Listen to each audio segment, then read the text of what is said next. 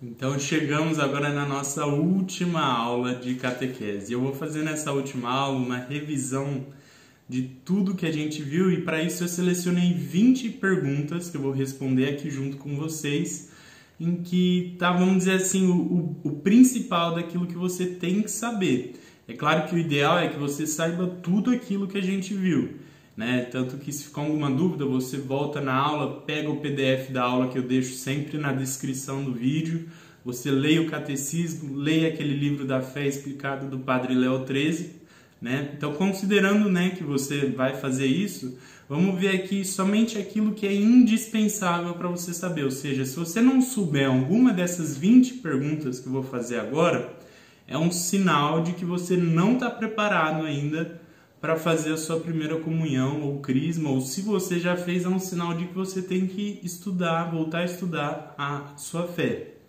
Então eu vou fazer o seguinte, eu vou ler a pergunta, aí o ideal seria você talvez pausar o vídeo e tentar você mesmo responder. E aí depois de você responder, você dá o play para você ver a resposta completa, tá bom? Então vamos lá, primeira pergunta.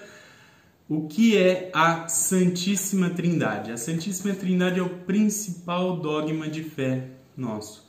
Nós cremos que existe um único Deus, uma única natureza divina em 3 pessoas. Então é um Deus em 3 pessoas. A primeira pessoa da Santíssima Trindade é Deus Pai, que é o Criador. A segunda pessoa é Deus Filho, que é o Redentor, nosso Salvador, Jesus Cristo. E a terceira pessoa da Santíssima Trindade é Deus Espírito Santo, o Santificador. E nós cremos que as 3 pessoas são iguais em majestade e divindade. Não existe isso do Pai vir antes do Filho, ou o Filho vir antes do Espírito Santo. Eles são iguais em divindade. E essas 3 pessoas unidas é um único Deus. Então não existe mais de um Deus, existe um único Deus em 3 pessoas, uma natureza em 3 pessoas divinas. Isso é a Santíssima Trindade. Segunda pergunta, o que foi o pecado original e quais as suas consequências? O pecado original foi o primeiro pecado da humanidade, como nós vimos. Foi uma desobediência que Adão e Eva tiveram com Deus. E com isso eles perderam os dons preternaturais e os dons sobrenaturais. Os dons sobrenaturais são aqueles dons mais importantes. É onde nós temos o estado de graça, a vida sobrenatural, a vida divina na nossa alma. Então, com isso, Adão e Eva perderam esses dons e nós que estamos unidos com Adão e Eva e toda a humanidade, nós acabamos perdendo isso também com Adão. Porém, nós sabemos que Deus, na sua infinita misericórdia, Ele enviou o seu Filho, Jesus Cristo, a segunda pessoa da Santíssima Trindade, para vir nesse mundo e se oferecer em sacrifício para nos salvar. Ou seja, a justiça de Deus exigia uma reparação pelo pecado. E como não existia nada que os homens pudessem fazer que fosse o suficiente para reparar a justiça divina, Deus enviou o seu Filho para morrer por nós, como um cordeiro, e esse sacrifício de Cristo na cruz foi o suficiente para perdoar os pecados de Adão e Eva e da humanidade inteira, e com isso restituir o estado de graça na vida dos homens, e com isso eles pudessem ter a salvação eterna. Terceira pergunta, o que é o estado de graça? O estado de graça é essa vida sobrenatural da nossa alma. É a presença do Espírito Santo na nossa alma.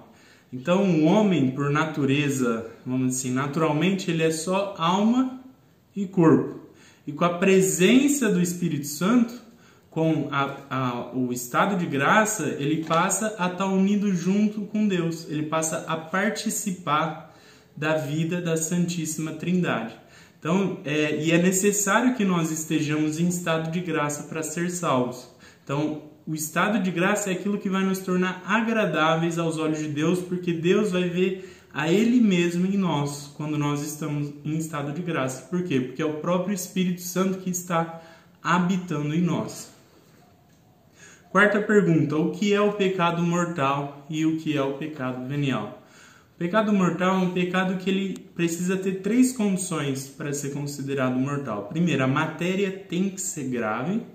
Segundo, a pessoa tem que saber que a matéria é grave e é um pecado mortal. E terceiro, a pessoa tem que querer cometer esse pecado. Quando tem essas 3 condições, a pessoa comete um pecado de morte. E o que morre nesse pecado de morte? A vida sobrenatural da alma dela, ou seja, o estado de graça. Então, quando a pessoa comete um pecado mortal, ela perde o estado de graça, ela perde a vida sobrenatural na vida dela.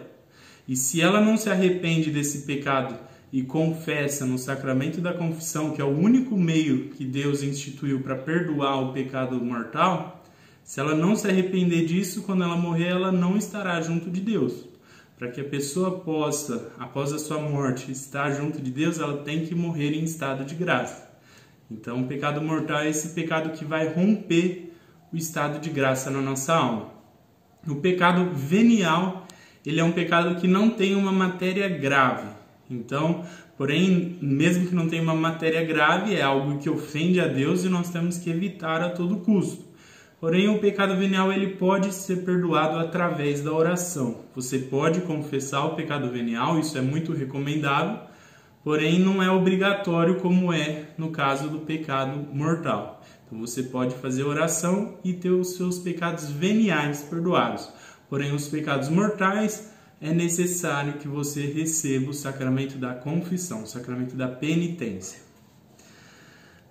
Quinta questão, por que Jesus Cristo é o nosso Salvador? Porque foi através do sacrifício de nosso Senhor Jesus Cristo na cruz que foi possível satisfazer a justiça divina e com isso Deus nos dá novamente a chance de receber o estado de graça.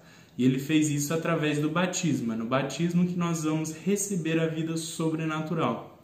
Então nós temos que lembrar sempre que Deus, ao mesmo tempo que é infinita misericórdia, ele é infinita justiça também, perfeita justiça. Então Deus não faz nada que seja injusto. Então, se Deus perdoasse os homens sem ter uma satisfação justa pelo pecado, ele estaria cometendo uma injustiça. E como ele não comete nenhum tipo de injustiça, o que ele fez? Ele enviou o próprio Filho dele, nosso Senhor Jesus Cristo, a segunda pessoa da Santíssima Trindade, que é Deus, para morrer por nós. E com isso a justiça foi satisfeita e ele pôde aplicar a sua misericórdia e perdoar os nossos pecados e nos dar meios para restituir o estado de graça na nossa alma, a vida sobrenatural da nossa alma. Sexta pergunta, o que é a igreja? A igreja é o corpo místico de nosso Senhor Jesus Cristo. Então, a igreja é composta por todos os membros batizados. Isso inclui aqueles que estão nesse mundo, que é a igreja militante, os que estão no purgatório, que é a igreja padecente, e aqueles que já estão no céu, que é a igreja triunfante. E esse corpo místico ele está em total união, sendo que aquilo que nós fazemos por um membro aqui vale para o corpo místico inteiro da igreja. E aí nós temos que saber que nosso Senhor Jesus Cristo fundou a igreja e colocou o apóstolo Pedro como o príncipe dos apóstolos, o primeiro papa da igreja. E a partir de Pedro foi tendo a sucessão apostólica até nós chegarmos no nosso papa atual. Pergunta 7. O que é o céu, inferno e purgatório? Então nós sabemos que depois da nossa morte, logo no momento da nossa morte, ocorre o juízo particular. Aquelas almas que morreram em estado de graça, em perfeita perfeição, sem nenhuma mancha de pecado venial, elas vão direto para o céu, que é a contemplação face a face de Deus por toda a eternidade. E é a maior alegria que, assim, nós não podemos nem sequer conceber a alegria que é o céu. É algo que está tão acima da nossa natureza que nós não temos capacidade de compreender isso. São Paulo até dizia que nenhum olho viu, nenhum ouvido ouviu e ninguém é capaz de imaginar o que Deus preparou para aqueles que o amam. Porém, tem aqueles que morreram sem o estado de graça, ou seja, morreram em pecado mortal. E esses vão para o destino eterno do inferno, que é esse afastamento eterno de Deus. A principal pena do inferno é estar afastado de Deus. E nós temos que entender que todas as almas que estão no inferno, elas estão lá porque elas escolheram livremente se afastar de Deus. E a igreja ensina também que além dessa pena principal, que é essa dor de estar longe de Deus por toda a eternidade, existem também dores sensíveis do inferno, né? Quando, por exemplo, nosso Senhor Jesus Cristo narra sobre o fogo do inferno. Porém, nós não sabemos exatamente como é isso. Porém, existe também a pena física do inferno. E além do céu e do inferno, existe aquelas almas que morreram em estado de graça, porém não perfeitamente purificadas, ainda com um vestígio de pecados veniais. Elas não estão totalmente preparadas para entrar no céu, assim como elas também não vão para o inferno. Por quê? Porque elas estão em amizade com Deus. E aí elas vão passar por uma purificação, que é aquilo que acontece no purgatório, que é muito diferente do que acontece no inferno. No purgatório é semelhante à dor de um filho que vê que ofendeu o seu pai. Ou seja, é uma dor muito profunda, muito maior do que qualquer dor nesse mundo. Mas é muito distinta da dor dos condenados, que são aqueles que odeiam a Deus. E lembrando que o céu e o inferno são por toda a eternidade. Isso é um dogma de fé. Pergunta 8. Quais são os 10 mandamentos de Deus e quais são os 5 mandamentos da igreja? Então, os 10 mandamentos da lei de Deus são: primeiro, amar a Deus sobre todas as coisas, não tomar o seu santo nome em vão, guardar os domingos e festas, honrar pai e mãe, não matar, não pecar contra a castidade, não furtar, não levantar falso testemunho, não desejar a mulher do próximo e não cobiçar as coisas alheias. E esses 10 mandamentos, eles vão se resumir naquele mandamento de amar a Deus sobre todas as coisas e o próximo como a ti mesmo. Os 5 mandamentos da igreja são: primeiro, ouvir a missa inteira nos domingos e dias de festa. Segundo, confessar-se ao menos uma vez cada ano. Mas vocês lembram que o ideal é ter uma prática de confissão frequente. Se você caiu em pecado mortal, ir se confessar com urgência, né? Aqui é o mínimo do mínimo do mínimo que a igreja está pedindo. Terceiro, comungar ao menos pela Páscoa da Ressurreição. Quarto, jejuar e abster-se de carne quando manda a Santa Madre Igreja. E quinto, pagar dízimo segundo o costume. Nona pergunta: quais são os 7 sacramentos? 7 sacramentos são: batismo, confirmação ou crisma, eucaristia, penitência ou confissão, extrema-unção, sacramento da ordem, sacramento do matrimônio. Décima pergunta: o que é o sacramento do batismo? Então, como nós vimos, nós nascemos em estado de pecado original. Nós nascemos sem a vida sobrenatural em nós. E é através do sacramento do batismo que nós vamos receber o estado de graça. A graça santificante. Vamos nos tornar membros do corpo místico de Cristo, que é a igreja. Vamos receber a marca batismal e ser herdeiros do reino dos céus. Por quê? Porque nós nos tornamos filhos de Deus no batismo. 11ª pergunta: o que é o sacramento da crisma ou confirmação? Então, o sacramento da crisma é aquele sacramento que vai nos tornar perfeitos cristãos, vão aperfeiçoar os dons do Espírito Santo que nós recebemos no batismo. Nós vamos receber também uma marca, assim como nós recebemos no batismo, uma marca de soldados de Cristo, em que nós vamos ter as graças necessárias para dar um exemplo da nossa fé e pregar o Evangelho aos nossos irmãos e ficar firmes nessa fé. E os dons que nós vamos receber na crisma são os 7 dons, né, do Espírito Santo: sabedoria, entendimento, conselho, fortaleza, ciência, piedade e temor de Deus. 12ª pergunta: o que é o sacramento da Eucaristia? O sacramento da Eucaristia é o maior de todos os sacramentos. É onde está presente o corpo e o sangue de nosso Senhor Jesus Cristo. Então, na última ceia, Nosso Senhor instituiu o sacramento da Eucaristia, onde o pão deixa de ser pão e se torna o corpo de Cristo. O vinho deixa de ser vinho e se torna o sangue de Cristo. E ali está presente o corpo, alma e divindade de nosso Senhor Jesus Cristo, o mesmo que nasceu da Virgem Maria, que foi crucificado, que ressuscitou ao terceiro dia e está hoje sentado no céu à direita de Deus Pai. 13ª pergunta, vamos lá. Quando se faz a mudança do pão no corpo e do vinho no sangue de Jesus Cristo? Isso acontece no momento da consagração. Então, quando o padre na missa, assim como Cristo na última ceia, pegou o pão de trigo e disse: "Isto é o meu corpo", ocorreu uma transubstanciação. A substância do pão deixou de ser pão e se transformou no corpo de Cristo. E o vinho, quando o padre na missa, assim como Cristo na missa, na última ceia disse: "Isto é o meu sangue", o vinho deixou a substância do vinho e se transformou no sangue de nosso Senhor Jesus Cristo. Então não existe após a consagração mais o pão e o vinho. O que existe é o corpo e o sangue de Jesus Cristo. 14ª pergunta. Como é chamada pela Igreja a miraculosa conversão do pão e do vinho no corpo e no sangue de Jesus Cristo? É chamada transubstanciação, ou seja, a substância do pão deixa de ser pão e se transforma no corpo. A substância do vinho deixa de ser vinho e se transforma no sangue de Cristo, ou seja, houve uma transubstanciação. 15ª pergunta. Depois da consagração, não fica ainda alguma coisa do pão e do vinho? Sim, ficam as espécies do pão e do vinho. O que são as espécies do pão e do vinho? São aquelas qualidades sensíveis do pão e do vinho.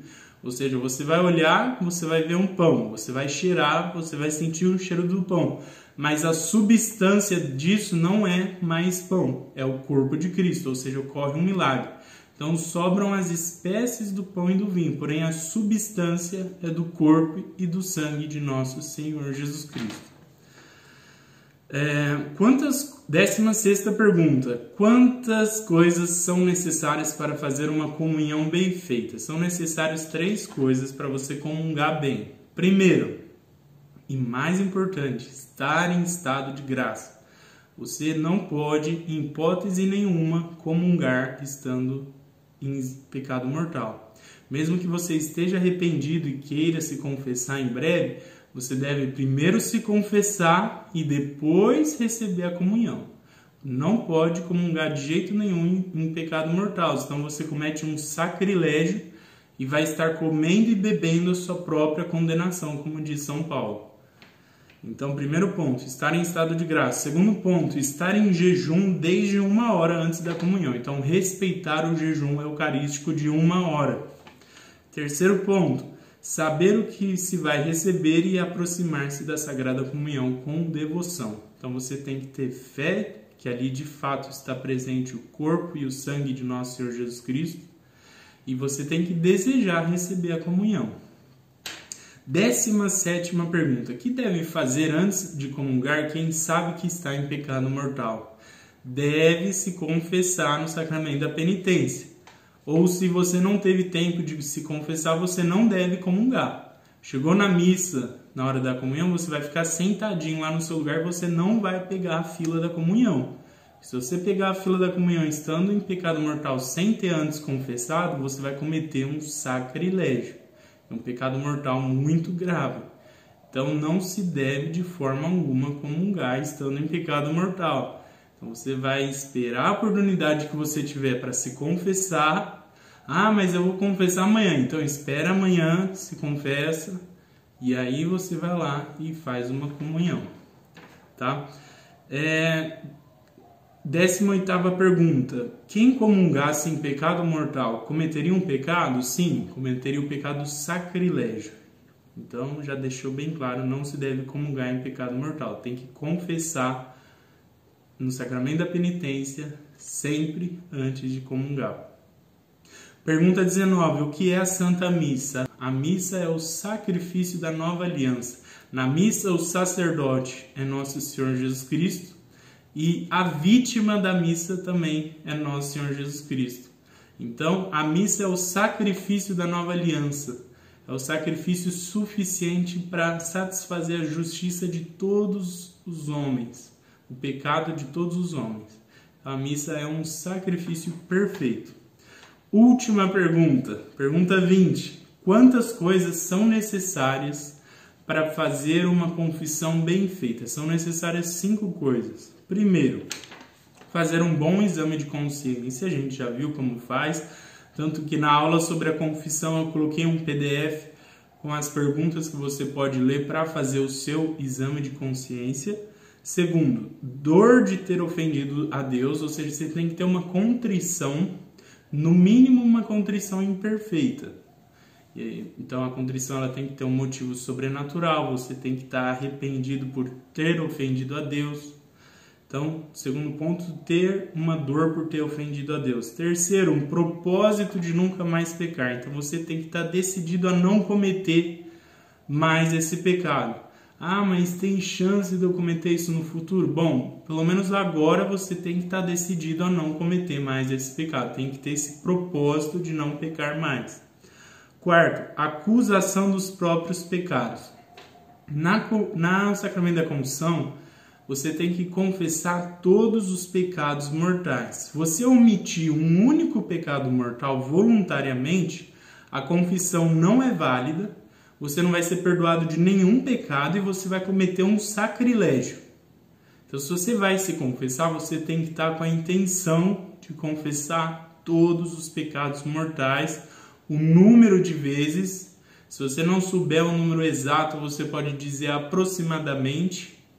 E além disso, se tem algum agravante ali. Então, na confissão, você não é obrigado a dizer os pecados veniais, embora seja muito recomendado. Porém, os pecados mortais você tem que confessar todos e o número de vezes e se tem algum agravante. Se você omitir um único pecado mortal na confissão voluntariamente, a confissão não vai ser válida, você vai continuar em pecado mortal e você vai cometer um sacrilégio. Então, quarto ponto, confessar todos os pecados mortais. E é recomendável também confessar os veniais, embora não seja obrigatório. Quinto ponto, satisfação da penitência, né? Então, você vai ter que cumprir com aquela penitência que o sacerdote passar para você, tá bom? Então, de um modo geral, é isso. É bem resumido, eu sei. Então, o que eu recomendaria tem o livro do Padre Léo 13, que eu coloco em PDF, você baixa o PDF dele e estuda por ele, que ele é um livro muito bom. Isso que a gente viu aqui é algo bem resumido do que está lá. Então, você pega, cada aula tem um PDF para você também poder acompanhar. E, de um modo geral, era isso que seria o curso breve de catecismo que a gente fez aí para vocês.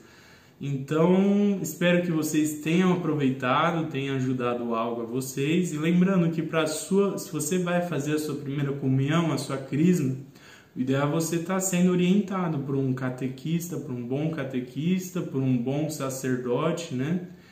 E qualquer coisa, vocês podem mandar mensagens e a gente vai conversando mais, tá bom? Então, curso de catequese se encerrou agora nessa aula. Então, não esqueça, pega aí na descrição do vídeo os PDFs e bons estudos aí para vocês. Até mais e um abraço.